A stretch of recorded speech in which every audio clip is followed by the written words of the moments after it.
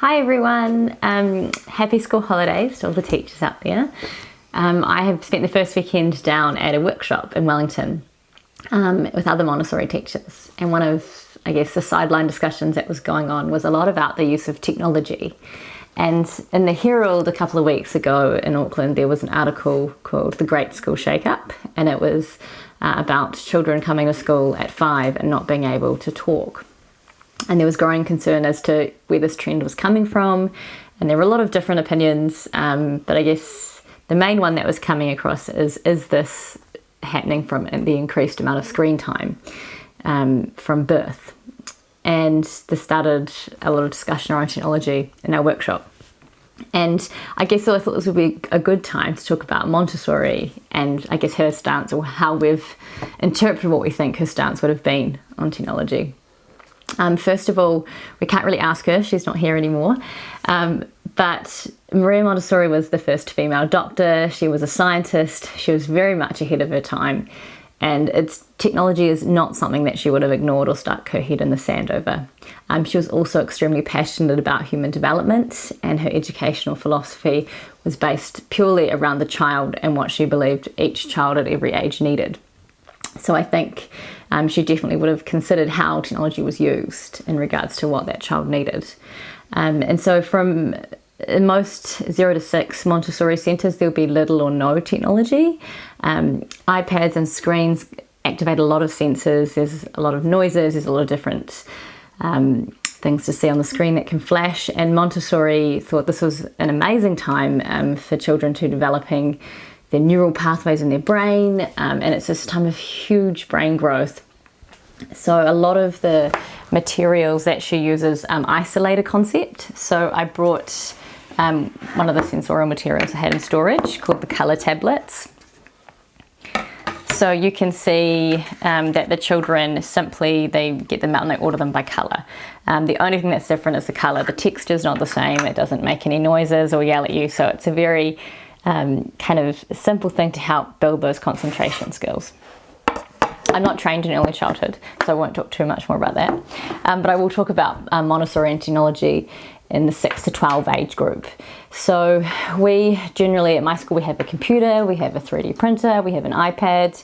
But as we were talking about it in this workshop, there was many conversations that when you use technology, it's often better if you use it as the last destination. So of course, if children are doing a research project, we always prefer to use a book or go to an expert in the community. The 6 to 12 period of development is huge for developing social skills.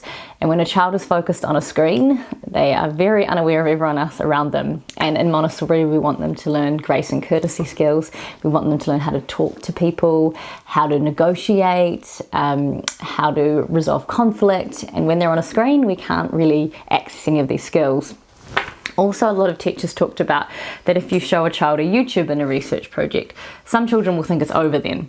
Kind of that same idea of when you watch a movie, there's a beginning and then it finishes. So often with books or people, there's more of a journey to that process. We do use technology to help children with learning needs as well. We have an iPad which we use for our children who have auditory processing disorder.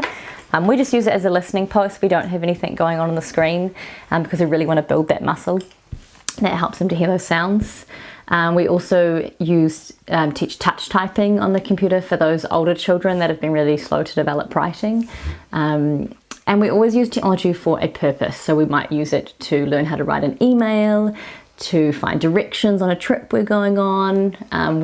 They've used it to learn how to code. So we don't use it for rewards and we don't use it for games. And we're all possible, we will try and not use apps that just replace, I guess, human interactions. We always want them to be talking to each other and within the community. So another interesting point in the discussion we had was that a lot of people are successful in technology these days, and a lot of people who've had Montessori education, like the people who created Google. Will Wright, he created the game Sims, and he was a Montessori child and credited his education for his creativity. These people weren't digital natives, so they haven't had, iPads from birth. They've still had this education, which helps them with problem solving, critical thinking, and working with others. And then they've used these skills to develop their passions, which are technology. So it's going to be interesting to see what happens when people have had technology right from birth, and will they still be able to have the same creativity with it? But that was just, an unanswered question we had. So yeah, so in conclusion, Montessori has a really positive attitude towards technology. We love it, but we just do realize that it's always changing, and there are some really big concepts like problem solving and empathy and kindness that we want to instill in the children as well. And really, most children can learn to use an iPad or a computer from home pretty easily.